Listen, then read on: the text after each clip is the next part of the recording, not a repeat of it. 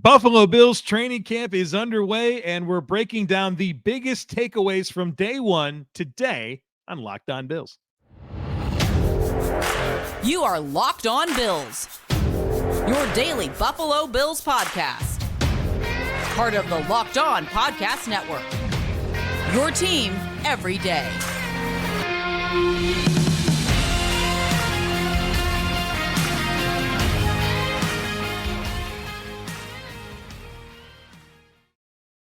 What's up, Bills Mafia? It's Joe Marino, author of Go Bills and Buffalo's Run, also the co-host of the Locked On NFL Scouting podcast, and I'm your host of Locked On Bills. Want to thank you for making Locked On Bills your first listen every day, and a big welcome and shout out to our everydayers. You know who you are. Those of you who never miss a single episode, I appreciate y'all being here very, very much. I'd also like to invite you to subscribe or follow for free on YouTube or wherever you listen to podcasts. We're part of the Locked On Podcast Network, your team every day. Well, folks, the Buffalo Bills 2023 training camp is underway. And on today's episode, I want to reflect on the biggest takeaways from day one, the things we learned from day one of Buffalo Bills training camp. And so have a few roster notes that I want to get into first, and then Stefon Diggs met with the media, want to talk practice notes, and then get into my biggest takeaways from Sean McDermott and Josh Allen's press conferences on day one. Now, before I get into this, folks, it is day one, so let's be mindful of that. There's a lot that needs to play out here. There's trends that we're looking for as days get stacked on top of each other, and how the movement occurs within narratives and storylines and position battles and all that type of stuff. So let's have the right mindset about day one and make sure it has its proper context. All right, with all the disclaimers out of the way, let's talk about what we learned from day one of Buffalo Bills training camp. We will start with some odds and ends and some roster notes. So yesterday we talked about the reported signings of Jay Sternberger, a tight end, and Darrynton Evans, a running back. Those are now officially done as one-year contracts. And, of course, that became official probably about 35, 40 minutes after I published that episode. And so that's just how it goes in the world of producing content. News happens fast. And, you know, I talked about on the show yesterday that I didn't have the corresponding moves. Well, now we got the corresponding moves. So all of our missing links are now connected. But Jay Sternberger, Darrynton Evans, both officially added to the roster. I would assume that Jay Sternberger has a real chance to be kind of the fourth tight end and compete with Quentin Morris to be the third tight end. Darrynton Evanson, a very speedy back out of Appalachian State, was a third-round pick by the Tennessee Titans. Hasn't really produced much in the NFL, but is getting an opportunity in Buffalo, and obviously his speed is something that's going to make him very interesting. The Bills also placed Nyheim Hines on the reserve/NFI list, right? So it's about what we expected. I know that one of the big question marks with Nyheim Hines and the season-ending injury that he suffered on a jet ski a few days before camp was, all right, what are the salary cap implications? And we talked a little bit about that earlier in the week, but Brandon Beane said on Wednesday afternoon during his press conference that he's had multiple good conversations with Nyheim Hines. He said he called them positive conversations over the last week. He's going to keep everything in-house regarding Hines, but he did say that we're going to support him. So it feels like the Bills are going to do right by Nyheim Hines, and I think we can all appreciate that being true and knowing that the Bills are the type of organization that are going to do right by their players, and it sounds like that's going to be the case here with Nyheim Hines. The Bills also released Nick Guggemos, so that was the other move. Nyheim Hines to basically IR. It's not technically IR, but he's gone for the season. His roster spot no longer counts. And then Nick Guggemos, your other player here that was released to make room for Evans and Sternberger. Our official players that were placed on the PUP list, the physically unable to perform list, Von Miller, we expected that. Jordan Phillips, we expected that. The one we didn't expect was Tyler Medikevich. Doesn't sound like it's a big deal, a calf injury, if I'm not mistaken, from the reports today. I'm sure he'll be fine fairly soon. It was also great to see nobody else added to the list. So no Tommy Doyle, no Dawson Knox, no Mitch Morse. Everybody else is good to go outside of Von Miller, Tyler Medikevich, and Jordan Phillips. So there's the odds and ends that are out of the way. Let's get into, what really went down at St. John Fisher on Wednesday for day one. And I do want to start with Stefon Diggs. And what happened here is exactly what I hoped would happen here. Not just what Stefon Diggs said, but the fact that the Bills put him out there on day one. I talked about this. I wanted this. If it's really over, put him out there and let him meet with the media, the Bills media, for the first time since when, right? It's been a real long time. And so I thought that was a very good step to have him out there on day one, because the longer it took to get Diggs out in front of the media, the longer we were going to still have to talk about it. And so it happened on day one, which I think is great. But what's even better is what Stefon Diggs said. And so I want to kind of share with you what I thought were the most notable things that he said. It was like a 21-minute press conference, something like that. Obviously not going to rehash the whole thing, but there's a few things that he said that stand out to me. And then, of course, I want to add my own commentary and analysis on what Diggs said. Stefon Diggs says, "I'm entering year 9. I have more football behind me than ahead of me." And I think that's really important, because I think so much of what Diggs is communicating as we're trying to dissect everything and really figure out what at the root of this entire thing, what it is. To me, it really does feel like this moment of realization for Stefon Diggs that I'm approaching 30 years old. There's more football behind me than ahead of me, and I want to friggin' win a Super Bowl. And I want to continue with his comments and then kind of get back to my own comments, because it'll all tie together. But Diggs said, everyone says they want to win Super Bowls, but we've had legitimate chances at this thing. We've had the team, we've had the coaches, everything we've needed, we've had. And when you don't get over the hump, it's cause for a conversation. And we have an open door policy. I've had those conversations. I try to keep a lot of things in-house. Regarding last year, the way we lost was terrible. It's cause for a lot of frustration. We've had the conversations. It's water under the bridge now. I attribute it to family matters. All is well. There were a lot of outlandish things out there being said about me, about my role in play calling. Those things were never an issue. Josh is my guy. We never didn't get along. He's always going to be my guy. And then he said that he wants to retire a Buffalo Bill. And then, of course, everybody was asked about Stefon Diggs, and everyone is saying, hey, it's behind us. We've moved on. And so I think it's appropriate for us to also move on. But listening to Diggs and being mindful of all of the dissecting that we've done, or at least I've done over the last 6 months to try to figure out what the heck's going on, sounds like Stefon Diggs is just one competitive dude that doesn't take losing well, and he wants to win a Super Bowl, and he feels like he's had the chance to do it in Buffalo, and it's frustrating to him that they haven't gotten over the hump. Now, I'm sure within that, there's very specific details that frustrate him about reasons why they haven't gotten over the hump, but I think at its core, that's what it is. And again, I'm going to be interested. If the Bills don't get over the hump again this year, I'm certainly going to be interested in how Stefon Diggs responds to that. But I did appreciate him really kind of clarifying things about his relationship with Josh Allen, that he's not disappointed with his role or volume of targets, right? He was very direct in speaking about that. He was very direct in speaking about that he's not frustrated with play calling. He says, I'm a wide receiver. I don't know a thing about calling plays. He's like, it'd be outlandish for me to want to be involved with play calling. And so he dismissed a lot of narratives, which I think was great. And I think he really went out there and said what he needed to say. And so we can all feel good about it moving forward and just get back to watching 17 throw passes to 14 and all the good things that come whenever that happens.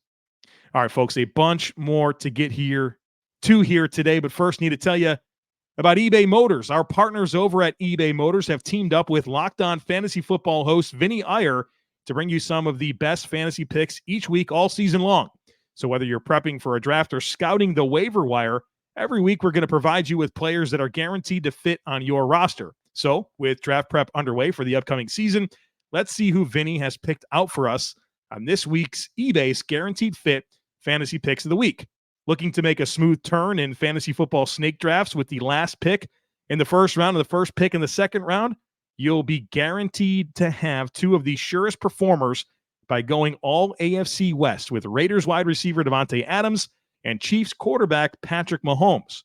Adams has proved he remains a reliable top selection in Vegas, while Mahomes will again operate with both the highest floor and ceiling among the standout luxury options at his position. Vinny Iyer from Locked On Fantasy Football is going to help you win your fantasy championship, and eBay Motors knows a championship team is about each player being a perfect fit. Same with your vehicle. With eBay Guaranteed Fit and over 122 million parts and accessories for your vehicle right at your fingertips, you can make sure your ride stays running smoothly. Air filters, brakes, batteries, tail lights, alternators, shock, struts, you name it, eBay Motors has it. And we'll make sure it's the right fit for your car, because eBay Guaranteed Fit helps you understand exactly what part you need for your vehicle the first time. So go forth, switch gears, crank the AC, and say goodbye to sweating if your ride needs a little fixing up, because now you know you'll always be set up for success from the get-go. With eBay Guaranteed Fit, everything your vehicle is calling for is just a click away. For the parts and accessories that fit your vehicle, just look for the green check. Get the right parts, the right fit, and the right prices at ebaymotors.com. Let's ride. eBay Guaranteed Fit, only available to U.S. customers. Eligible items only. Exclusions apply.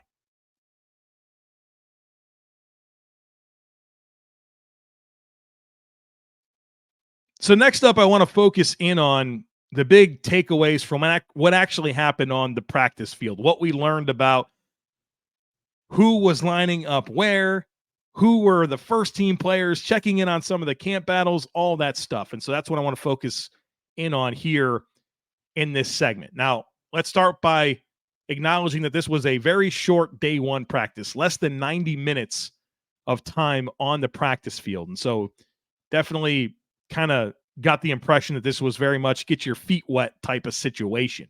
But we still got some really good insight into where guys were lining up. And I know that we're all interested in middle linebacker, offensive line, CB2. So let's do that.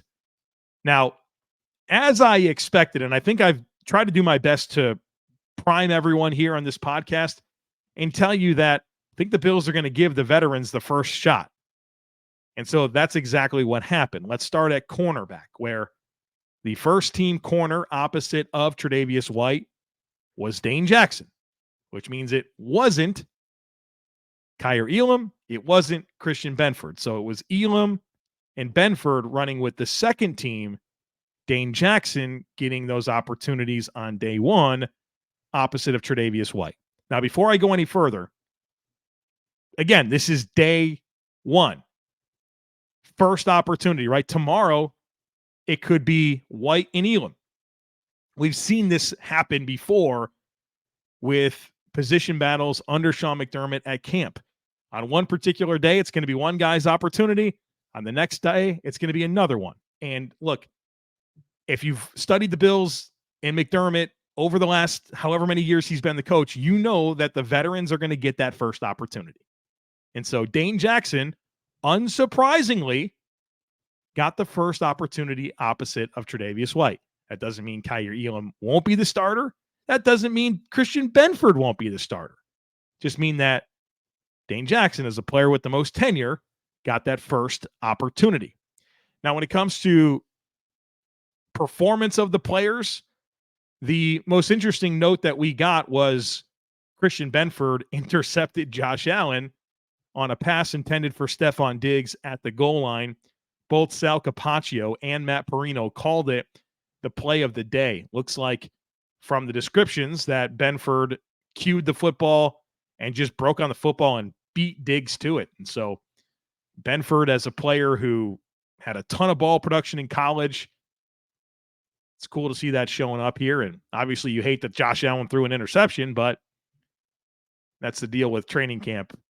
One side does something good, that means the other side did something bad. But I think the key thing here is that Dane Jackson was your starter on day one opposite of Trey White. Obviously, a lot of time here to let this play out. Let's keep it in the secondary real quick, then we'll get to middle linebacker. But as far as the safeties go, we know Jordan Poyer, Micah Hyde are your starters. Then it was Damar Hamlin and Taylor Rapp getting the second team reps at safety, which I think is somewhat significant because I've looked at Cam Lewis as a guy who might have something to say about that fourth safety job. I've also looked at Dean Marlowe, of course, as a guy who might have something to say about that fourth safety job. On day one, Damar Hamlin and Taylor Rapp are your second team safety duo. At middle linebacker, Tyrell Dodson got the first team reps. Terrell Bernard got the second team reps. And A.J. Klein got the third team reps. Dorian Williams and Balin Spector both playing outside. And if I'm not mistaken, on One Bills Live, Brandon Beane reiterated something that he said back when they drafted Dorian Williams, is that he's going to start off as a outside linebacker. And I know that he got his opportunity during OTAs to play middle linebacker. And, Sean McDermott told us that. But it looks like he's back over to the outside linebacker spot. So this looks like it's more of a competition between Tyrell Dodson and Terrell Bernard than it really is a three-way competition with those two plus Dorian Williams. Again, A.J. Klein, the third guy in at middle linebacker, with Dorian Williams and Balin Spector both working on the outside. And I thought it was also interesting that Von Miller, when he had his press conference, he was like, yeah, of course it was Tyrell Dodson. Like, yeah, obviously he looks good out there. And you always got to put the Von lens on things. Von's going to hype up the Aggie, right? Those are both Texas A&M guys. He's going to hype up the Aggie, right? Gig 'em, whatever they say there at Texas A&M. But I thought Tyrell Dodson had a real shot at this. I'm not surprised to hear that he got the first reps, but I am interested to see him compete with Bernard and Klein and see where this all settles. And of course, in the next segment, I'll get to the comments that Sean McDermott made about the middle linebacker spot. And he said something I didn't expect him to say. So make sure you stick around for that. Also want to talk about the offensive line. We got the starting group that I thought we would. Deion Dawkins at left tackle, Connor McGovern at left guard, Mitch Morse at center, Ryan Bates, the right guard, Spencer Brown, the right tackle. Now, Sal Capaccio in his recap article did comment that O'Cyrus Torrence got some first-team red zone reps, but that's all I've seen on that. The second-team group was David Quessenberry at left tackle, David Edwards at left guard, Greg Manns at center, O'Cyrus Torrence at right guard, and Brandon Shell at right tackle. Now, that seems about like what you would expect, but I think the notable piece there is Ike Bucker wasn't running with the second team. And Ike Bucker is a guy that's been around, that has tenure, right? That has versatility.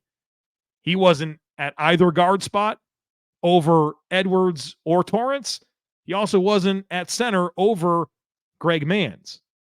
And one of the things that's interesting about Ike Bucker's deal is that there's very little guaranteed money. I talked about that when I did my roster projection. I think I dropped that over the weekend at some point, this past weekend. I said, look, Bucker doesn't have that much guaranteed money. It's something that I'm mindful of here. So that's kind of falling together there in terms of him being with the third team, and then also Tommy Doyle not getting the opportunity with the second team offensive line over Quessenberry and Shell. So that's kind of my notable takeaways there from considering that. So look, not a whole lot to take away from the practice field. I know that they did a lot of red zone. You saw some tweets about there being 12 personnel run packages. You saw some tweets about Taylor Rapp getting some run in the nickel. But for the most part, I think the most interesting thing that happened on the field was what I went through. And it's the veterans getting that first rep on day one at training camp. All right, folks, we've got more to dive into here after a quick break. We're going to discuss the big takeaways from Sean McDermott and Josh Allen's press conferences right after a very quick break.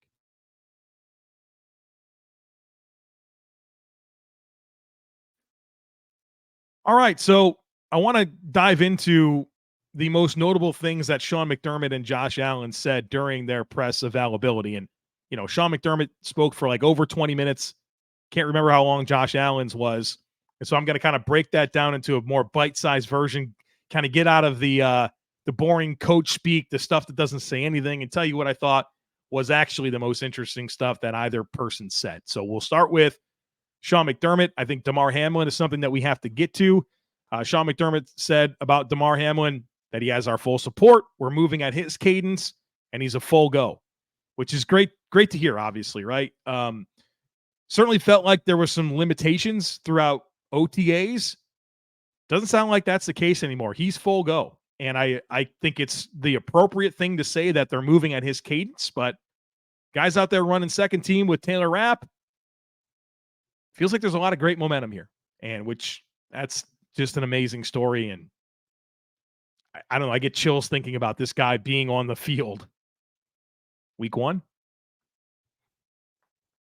Unbelievable. Sean McDermott talked about Gabe Davis, and you know how I always talk about how Sean McDermott has high praise for Gabe Davis? Here it is. This is what he said. I have extreme confidence in Gabe. He's one of our hardest workers. He loves football and is passionate about it. When you follow that up with work ethic, good things happen. I know there's been a lot written about him regarding last season. He's a good football player and will always be one. I'm excited to watch him. So the Gabe love continues. And, you know, look, is Sean talking to me there? I've had plenty of criticism for Gabe.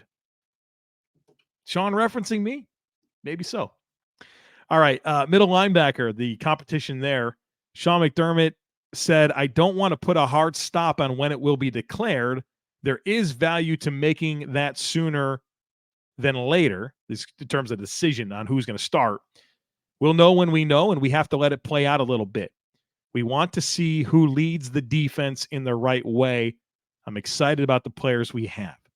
He was then asked about the green dot, and this is the piece that I wasn't expecting him to say. He said, look, I'd love for the green. Oh, real quick. The green dot is the player. There's can only be one player on the field that has the earpiece so they can hear the defensive coordinator and they call the defense. So on the green dot, he said, I'd like it to be the middle linebacker, but I'm open to whatever is best for the team. And so I know I've gotten a lot of questions about that. Like, why can't it be Matt Milano? Why can't it be Jordan Poyer? Why can't it be Micah Hyde? Why does it have to be the middle linebacker? Sean said something interesting. I'd like it to be the middle linebacker. And he said, look, we prefer it to, but he's open to whatever is best for the team. And so that's interesting. We'll see how that plays out.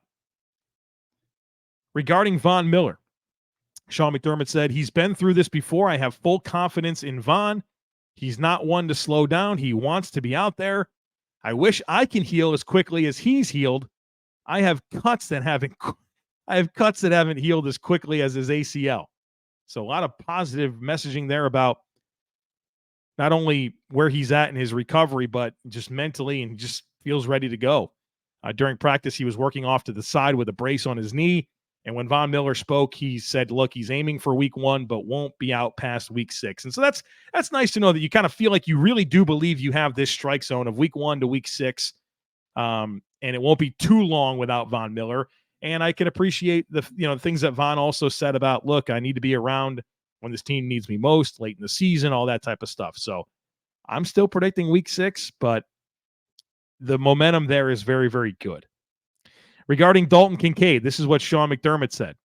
I'm around my TV in the offseason. I've seen all the stuff about how he's going to be used and what type of player he's going to be and who he's going to be like.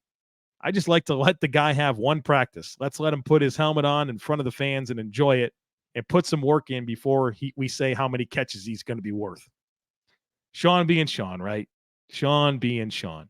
But I could appreciate the way he answered that question, because while he did try to like toss a wet blanket over the hype, he also kind of didn't, right? He just said, look, let's let him have a practice first. Let's let him enjoy it before we start labeling everything. But he didn't say things like he's going to have to go out there and earn it, or he has to really prove himself. We got to get to know what type of player he is. Felt like Sean was sort of telling us, hey, it's okay to be a little bit excited about this guy. So we'll see. This was also interesting from Sean McDermott. It was regarding James Cook. And the question was kind of staged as him being the lead back. And he said, look, roles are defined more once we get to cut down. He's just in his second year now. We'll see how the competition plays out. Can you contrast the two answers and realize that, look, Sean could have said something very different about Kincaid and he didn't? And with Cook, he said, look, we'll find out what the role is going to be look like closer to cut down, just a second-year player. We'll see how the competition plays out. He used the word competition. I mean, is Damian Harris in this mix? Is Latavius Murray in this mix? I don't think so. I think it's going to be James Cook's opportunity. But Sean McDermott was certainly leaving the door open there for us. Let's get to a few things that Josh Allen said. I was talking about Deontay Hardy, said, look, he can be the X. He could be a gadget guy. Without Nyheim, he may have an even bigger role. So a lot of versatility there with Deontay Hardy. I think it's interesting to call him as a guy that can be the X, which is typically like a bigger bodied receiver that plays on the line of scrimmage that can handle press coverage. But Deontay Hardy, I remember studying him. I really liked his release package. He's very, very, very elusive off the line of scrimmage. So I think the bottom line with Deontay Hardy is he's got a lot of speed and he's got a lot of versatility, and his role in this offense is going to be really interesting to find out. On what Josh Allen is improving, he said, holding on to the football, making sure I am sure with the ball, especially in the red zone. Said that's why we started with red zone today on day one. He said, I tried to force some things last year and I need to let it come to me. I think that's a good acknowledgement. It's certainly a different type of answer than Josh has given before when he's been asked that. But I think taking care of the football while still scoring at the same rates that they did in the past, that's going to lead to a better overall output, in my opinion. On Gabe Davis, Josh Allen said this: he's a very big piece to what we got here. He goes in there and runs the deep routes. We want to give him some more easy ones and let him catch and run. He's not afraid to block. He's a selfless player. The way that he works is inspiring and makes guys want to work harder. So more praise for Gabe Davis and his work ethic. And then on Dalton Kincaid, Josh Allen said he's progressed quite a bit from spring. He's a very smart player. He's gaining confidence. I really like his body language. And he said something that I don't hear quarterbacks say very often. He said, he's fun to throw to. That's an interesting way to put it, right? You hear receivers and tight ends say that they want to be quarterback friendly, but I've never heard a quarterback say, hey, that guy's fun to throw to. And then look, I think he caught at least 1 or 2 touchdown passes from Josh Allen based on social media tweets that I saw. But I don't know. Like I like to temper expectations for players, and I certainly want to keep good perspective on Dalton Kincaid, but just feels like this guy's going to be a great player for the Bills, and his impact in year one sounds like it's going to be exciting. So I might let my hair down a little bit when it comes to Dalton Kincaid and allow myself to buy into this hype a little bit, but I think he's going to be productive. Just a matter of how much and how quick. Feels like we might need to accelerate a lot of that, but I'm excited to get my own eyes on this stuff. Like I mentioned, I'm going to be there next week, coming in on Sunday. So I'm going to see practice on Monday, Tuesday, Thursday. I'll be at the scrimmage at Highmark Stadium on Friday. So my own personal observations are coming next week, where I can really evaluate and see what's going on. And I can't wait to share all of that with you here. So make sure that you are subscribed. We'll be back again for you tomorrow. The Bills practice again tomorrow morning. We're expected to hear from Ken Dorsey. So there should be some fun takeaways and kind of comparing how things unfolded in terms of where guys lined up on day one versus day two. I'm very anxious to hear from Ken Dorsey and, what type of insight he's willing to offer. He doesn't typically give much, but, we'll certainly find out. So make sure that you come on back, hit the subscribe button. Would love it if you took a second to rate, review, and share the podcast. Have a great rest of your day. Go Bills. I look forward to catching up with you again tomorrow.